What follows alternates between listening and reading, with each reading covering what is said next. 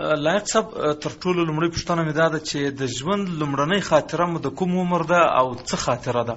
کوم خاطره؟ په کلي کې د هلکانو سره شوخي، سر ماتول، د پزې وینې کېده او په جومات کې له اخوندانو سره درس ویل، د الفبې سپاره او بیا تمرین کول د دې چې په د لرګیو په دړه باندې الفبې ولیکو. له موږه ځایه راپیل کېږي او سړی چې کله شعور پیدا کړ نو په یو سرګردان او پیچلې کوڅه کې ولویږي او د هغې کوڅې هره برخه خپله منظره لري، خپل عطر لري او خپل ستونزې لري. زه به څه درته وایم، موږ خو د کلیو خلک یو، دغسې یو سرداري او مرفه تاریخ نه لرو په گذشته کې. د ما یادېږي د ما مور خروچه وه، دې ګوملې ته نږدې یو ځای د ځواکه نومېږي، یو کلی ده، دغه کلي وه او دا د پلار کره تله و دا سپېدې به چودلې وې، ټول موږ جګ سو، ماما راپسې راغلی په غوایي باندې سپاره کړو. نو زه په ادې پسې سپور سوم او د ادې یو کوچنۍ لور وه تر ما چې هغه ما پسې وه، هغه په غېږ کې نیولې وه. یو خوړ د پسرلی و چې دې خوړ ته راغلو، اوبه سیل راوتی و، اوبه راغلې نو غویی یم پې ګټ او د ادې له غېږې دا لور د خړو اوبو ته ولوېده او موږ ټول وارخطا سو لکه چې دا اوبه موږ پسې اخلي. د ما تصادفاً چې د غوایي تر مخ روان و، لیک د موږ ښۍ خوا ته یعنې په هغه خوا چې اوبه تلې، دا نجلۍ چې ولوېده یو راجګه سوه، خو ده دا توره سیزني ولیده او دا یې ونیوله او راویسته. هغې بیا تقریبا 80 کاله نور د ما خور ژوند و. نو دا خاطره د ما د طفولیت یو داسې مسله ده چې لا تر اوسه د ما په ذهن کې ژوندۍ پاتې. او خپل لومړنی شعر مو کله لیکلی و؟ آیا هغه شعر مو په یاد دی او کوم په یاد وي؟ آیا موضوع یې څه وه؟ زه نه پوهېږم، زه ډېر کوچنی وم، د موږ ډېر تریخ ژوند و. پلار دلته ښار ته راوغوښته او دغه وخت حاکمانو دلته نظربند کړی په سیاسي عللو. موږ په دې کیسو نه پوهېږو، خو د ده اطفال ورسره وو. په هغه وخت کې موږ د فقر ډېره یو بده دوره تېروله، یعنې پلار کوم عایدات هم نه درلود، اگر که ما پلار ډېر فاضل سړی و، په شرعي علومو کې هم ډېر وارد و، حتی که ووایم چې نبوغ یې درلود، دغسې یو فهم و ذکاوت سره و او زړه سوانده سړی و، بې بدو سړی و او راویښ سوی سړی و چې په هغه نسل کې راویښ سوي خلک ډېر کم و. یعنې په دې پوهېده چې دا زما وطن ده، دا باید آزاد وي، دلته باید یو عادل حکومت موجود وي. د حکومتو سره به یې همیشه مخالفت و. یو 10 کاله هم په دې وزیرستان برملدغو کې د انګریزي قواو سره وجنګېده. نو خپل تاریخ لري، په ځینې اسنادو کې د کارنامې ثبت سوي دي. خو دلته چې راغلو نو دغه فقر ژوند او د ما د پلار خدای دې وبخښي چې ډېر لوی سړی و، پلار به ښځې ډېرې کولې، یعنې تر 4 ښځو به یې کمې نه کولې، چې یوه به مړه سوه بیا به یې بله وه. ښه صحت یې و، حتی 116 کاله د عمر و. نو بیا د موږ مورکۍ دلته مړه سوه او موږ دغه هغو ته پاتې سو، خپلو میرو ته. نو هغه وختونه چې زه را په یادوم، فقر، مشکله، تنګسیا او د کابل نامانوسه محیط د موږ کلیوالو لپاره فارسي هم لا ښه زده نه وه، نه سوی پرې غږېدلی. نو کله کله به د شعر الهام راته، په دې معنا چې پلار د شعر محافل درلود او دی به کېناسته ډېرو خلکو سره. زه په مغه طفولیت کې د تر تاثیر لاندې وم او دغه عروضي اوزان به هم در راباندې تکرارول، مفاعل فاعلات مفاعل فاعلات. دا شعر دا یو موزیکل ریتم به د ما په ذهن کې تکرارول، ژوندی به یې ساته. زه فکر کوم چې ما په مغه د طفولیت په حالت کې چې لا د پنج کتاب و خواجه حافظ کتابونه مې له پلار نه لوسته او یو د منشي احمد جان یو کتاب و نوم یې رانه هېر ده، پښتو فارسي دواړه را باندې لوسته. پښتو په هغه وخت کې لا د پښتو بازار ډېر کساد و، چا نه لوسته. رحمان بابا مې هم له پلار نه په درسي طور سره ولوست. نو په هغه وخت کې به شعر ما ته راته او ما به یې څه چټ ویل او په هغه ډېره خرابه املا چې ښه نه وه، ما به یو څه لیکل، لیکن زه د هغوی خاطره نه لرم ژوندۍ. خو د ما لومړنی یو شعر چې د ما په حافظه کې پاته سه، کله چې زه د حبیبیې په مکتب کې پلار داخل کړم، په 2م صنف کې هم کنفرانس و، تیمور یو معلم و لکه ملایکه، یو مشهور سړی و، ما د اسلام خان مین نومېده. اسلام خان مین ډېر په نسل کې مشهور و او هغه نسل د منځه تللی ده. خو دغه خاطره وسم سته، هغه زه چې په د ما په دې خصوصیاتو پوه سو چې دا شعر ته د کنفرانس ته شعر ولیکه، ما ورته ولیکو. په هغه کنفرانس کې هغه شعر ما ولوست او یادېږي مې چې زه دې معلم صاحب اوس مې ښه په حافظه کې نه لیکه، د کنفرانس مشرانو هلکانو زه په 2م صنف ابتدایي کې وم، په میز یې ودرولم او دا شعر مې په هغه میز چې خلک ورته درېده او په مضمون بې لوست، زه یې په هغه باندې باندې جګ ودرېدم او شعر مې ولوست او په هغه کې بینوا صاحب راپورټر و د انیس د اخبار او بینوا صاحب دغه شعر په هغه انیس کې چاپ کړ. دا د ما لومړنۍ خاطره ده او هغه شعر هم ښه د ما په یاد نه ده. عشقي غوندې شعر و، داسې چې د باغ و بلبل و ګلانو دا قصه پکې وه. شاید دا په 1418 کال او په ژوند کې مو چې لومړنی کوم کتاب لوستی دی آیا هغه هم په یاد ده چې کوم کتاب و؟ والله ما خو یو خوا درسي کتابونه دي چې په موږ یې لوسته، خو زه فکر کوم هغه چې ما زیات زحمت ایستی و د حافظ فارسي کتاب و چې تقریبا د ما حافظې ته سپارلی تر اوسه چې سپین ږیری یم هم او د هغه له برکته زه ډېر زر د فارسي ژبه مې چې واخیسته فارسي شعر ته راوارد شوم او تر اوسه پورې په دغه شعراو کې چې زه پیژنم ډېر محبوب د ما ته حافظ سره دی چې دی لیریک شاعر دی منظم اجتماعي مفکورې نه طرح کوي په بیت کې اشاره ورته وکړي یا ظلم ته ستم ته عدیت ته لیکن ډېر ښکلی شاعر دی. په پښتو کې دغه انډول رحمان بابا ده. او دې ته ورته یو بله پوښتنه ده آیا داسې یو کتاب راښولی شئ چې په ژوند کې تر بل هر کتاب خوند درکړی وي زیات؟ کوم شی چې زه هېڅ وخت فکر نه پې کوم هغه دا ده چې کوم کتاب خوند راکړی نه. د ما خو ډېره بدمرغي ووایم یا نیکمرغي ووایم خو خیر د ما خصوصیت دا و چې زه سره دې چې له ادبیاتو او شعر سره ډېر علاقمند وم. هېڅ وخت شعر او ادبیاتو ته ځانګړی او یوازې پاته نه سوم چې زه خو په هغې کې زور ازمایشي وکړم لکه شوقي چې وایي کار په زمین کې ژوند کول هم موږ ته ډېر سخت و ځکه موږ یو اقتصادي ښه بنیاد نه درلود. شپه ورځ ډوډۍ پیدا کوه اطفال خاوندان سو د ښځې خاوندان سو خپلې تقاضاوي ضرورتونه لري او له هغه وروسته په سیاست په سیاست کې د ما د عمر عمده برخه تقریبا سیاست ته وقف شوه او شعر شاعري د علم سره علاقمندي وقتا فوقتا د علم سره کار کول یعنی په اصطلاح د عربو وایي طلب الکل فوت الکل هر شی چې غواړې هر شی به بایلې. زه هغسې یو سړی چې په مختلفو شیانو پسې وګرځېدم او د یوه هم نه سوم.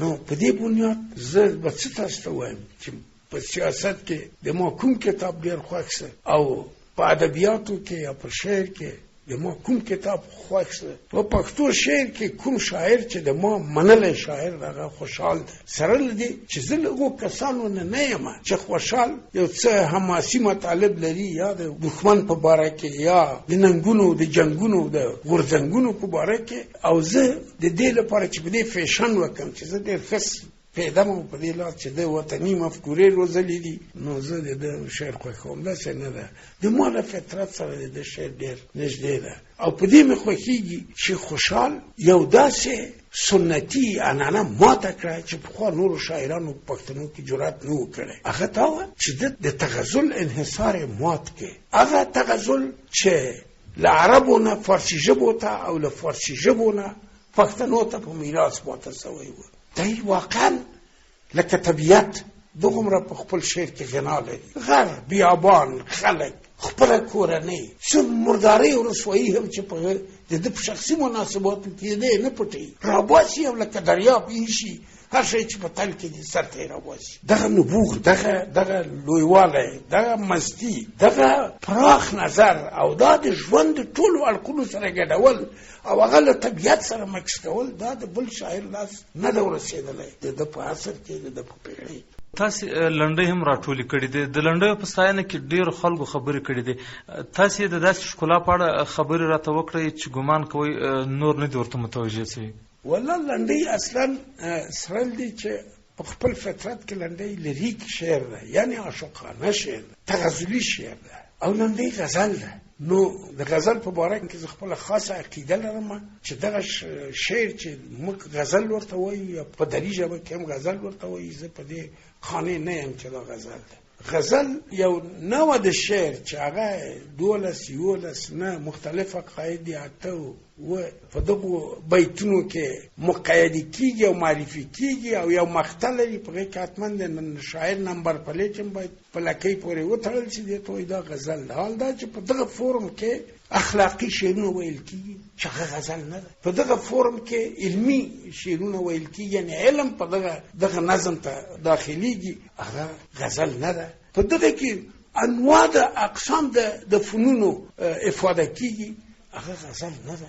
لیکن موږ هغه د موږ نوابغو مشران نیولې تر مبتدیانو پورې تر نوکرانو پورې ټول وایي دا غزل ده. اوس خو چې دا شور وکړي غزل ده بس هغه نه را شروع کړي له رحمان بابا نه په حمزه بابا راکته څو نفر نور چې په دې باب کې وایي. او زه په دې ډېر خفه سم چې غزل خو عاشقانه شعر ته وایي. تاسو وایئ چې غزل د فورم نوم نه دی؟ قطعا غزل په متن باندې مبتنی ده، یعنی د یو متن د یو مایه د یوې تومنې افاده کوي. او غزل چې اصلا عربي کلمه ده، د عربو قاموسونو ته دایره المعارفونو ته مراجعه وکړي، هلته ټول غزل المرأة معنی دا کېږي چې عشق یې وکړه له ښځې سره، خبرې یې وکړه له ښځې سره، یعنې له ښځو سره ناسته ولاړه. چې وروسته په ځینې قاموسونو کې دا هم شته چې له امردو هلکانو سره ناسته ولاړه په دغه باب کې داخله شوې ده، یعنې معاشقه بلل شوې. خو په هر حال دا یوې انحرافي معاشقه ده. زه نه یم مخترع، ځکه یې په یادولو نه شرمېږم. نو دا او بیا اوس هر یو معین فورم ته چې په وایي اته کې دي او په اصطلاح سره په عروضي اوزانو د عربو کې قالب شوي دي، او په آخر کې د شاعر لمبر پلیټ ده، کدی اخلاقی ده، کدی فنی ده، کدی د یو فن په باره کې یو بیان ده، کدی یو خالی نظم ده تفنن دپاره، دې ته وایي چې د غزل ده. او دا یو د غزل په وصف کې یو انحرافي برخورد ده، او د ټولو شاعرانو په یو عادت باندې بدل شوی ده چې دې شعر ته وایي غزل. او زه ورته حیران شم.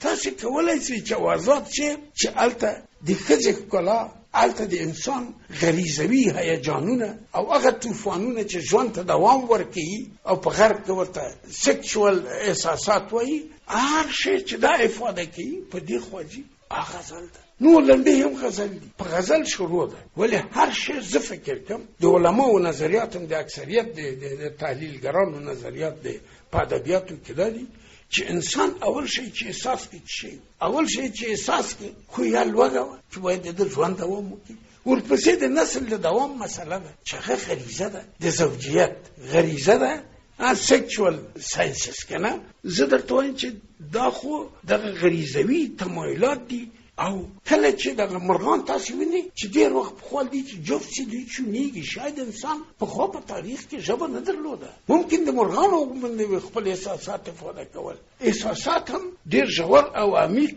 د بقای نسل په مورد کې وو. او طبیعي ده دغه منطق موږ ته لارښوونه کوي چې کله چې شعر منځته راغلی نو او لومړنی شعر هغه عاشقانه شعر ده، تغزلي شعر. وروسته چې ژوند پراخ شوی ده، انسانانو په نورو برخو کې هم شعرونه ویلي. او د اوس لپاره چې عظیم اجتماعي تحولات مطرح دي، او شعر د یو پیام په حیث، د پیام د ژبې په حیث باندې ډېره لویه وسیله ده. زه فکر کوم چې د شعر وقفول ټول غریزوي مسایلو ته او عاشقانه مسایلو ته او په لیریک کې دغه محدودول د یو داسې پیغام ته شاور ګرځول دي چې هر شاعر په باندې مکلف ده چې هغه پیغام باید د بشریت د ښېګڼې لپاره عام کړي، د یو انسان په حیث د وظیفې په حیث هغه باید عام کړي. هغه څه شی ده؟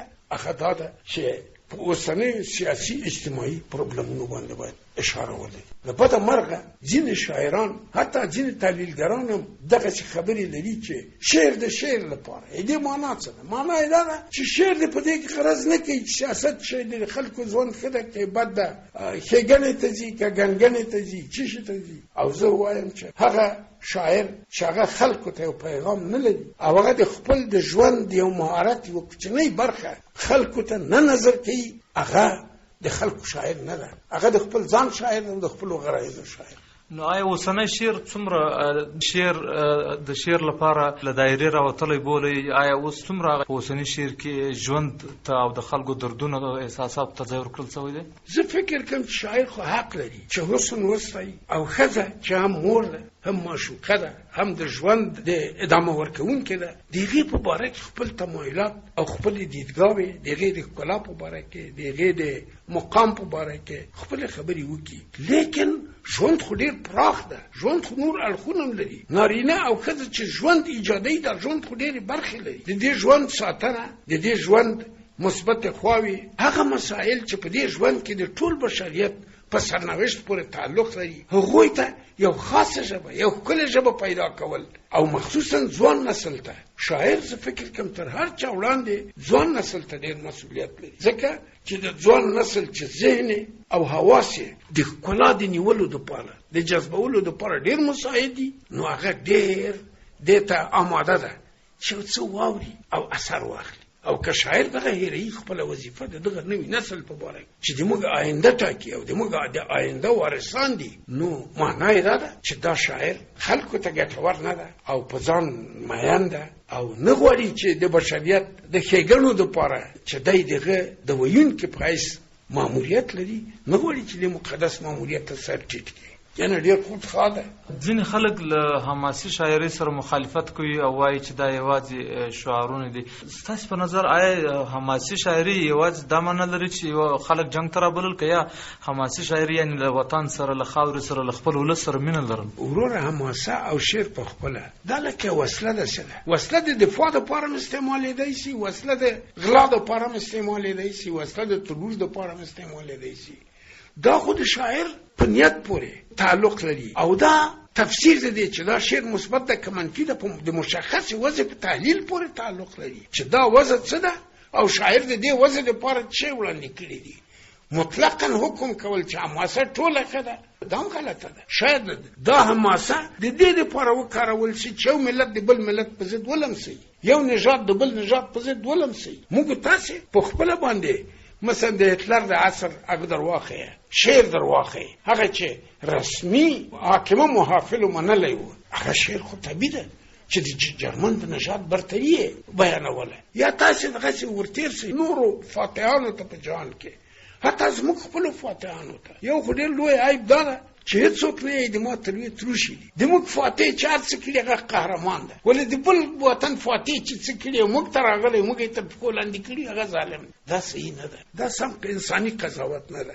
زه فکر کوم چې د هغو سلاطینو ستاینه، د هغو قوتونو ستاینه، د هغو تمایلاتو ستاینه چې هغه په ظالمانه طور سره د بشریت یو برخه د بلې برخې په مقابل کې ذلیلوي او د هغې ظلم توجیه کوي که دا حماسه نو دا مردوده ده، دا منفي ده. او که حماسه د ازادۍ دپاره، حماسه د عدالت د تأمین دپاره، حماسه د ملتونو د ښو خصلتونو د تبلیغ دپاره دا عالي ده، د منلو وړ ده. دا یو درسنامه ده. استاد ستاسو په شاعري کې ځینې خبرې چې هغه ممکن زموږ له تیر سیاسي تاریخ سره اړه ولري، ځینې خلک پر دې نیوکه کوي چې دغه ټول په ټوله شعار دی. څه فکر کوئ چې آیا د شعر او شعار ترمنځ څه توپیر دی او کله کله ولې شعر د شعار پر خوا ولاړ سي؟ والله زه کله ډېر حیران شم کله یو شی د چا له خولې قلمه ووځي دا نور لکه ړانده پسې روان وي. دا د شعار خبره هم دغسې ډېر شعارونه دي تر دغه شعرونو نه چې دا ویل کېږي ډېر ترې ښکلي دي. زه وایم چې تاسې د یو مظلوم په باره کې چې روحیه ورکوئ که یو شعار ولرئ دا ښایسته شعار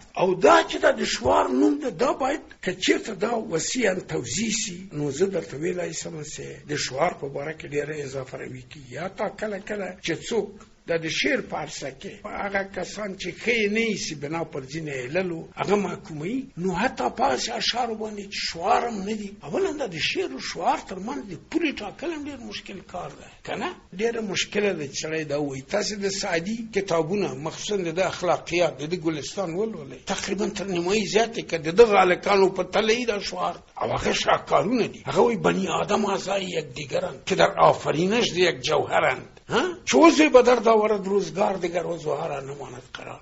په دې کې لیریک شعر نشته، په دې کې د شعر دپاره شعر هېڅ وجود نه لري. په واقعیت کې دا شعار ده، یوه خبره ده. شعار که داسې معنی دی چې په خبرو کې یو طرف ته یو مطلب ته صریحا اشاره موجوده وي نو دا هم دغسې شی دا تر څو جهان دا باید به پې لیکلی په زه نه پوهېږم چې دغه شعارونه یو خو داسې د ساده چې په دې مظاهرو کې په لاره روان وي. ځینې ادب شناسان خو داسې هم کوي چې هر څه چې په یوروپ کې وویل شي له هغه نه یې را اقتباس کړي دلته یې راواخلي. کله دا اروپایي خولۍ دی چې په افغاني سر باندې ښه نه ښکارېږي پې کېږي که نه او که دا شعار چې هلته بحث پې کېږي په اروپا کې هغه خپله فضا لري هغوی خپل فرهنګ لري خپل کلتور لري خپل خصوصیات لري داسې شیان دي چې موږ ته د هغې اقتباس ډېر ضرور ده موږ ته ښه دي فرهنګونه یو د بل نه عاریت اخلي لیکن ځینې مسایل دي چې هغه د دې وړ نه دي چې هلته مقاله ولیکله چې ته هغه راواخه حتما په خپلو ادبیاتو یې تطبیق کړه ته اوس مثلا د لنډۍ غوندې یو شعر ته په غرب کې نشې پیدا کوی د چېرې نشې پیدا کوی په لنډۍ باندې خبره راغله وروسته دغه لیریک شعر دومره غني سوی ده چې د ژوند ټولې شاوخواوې احتوا کړي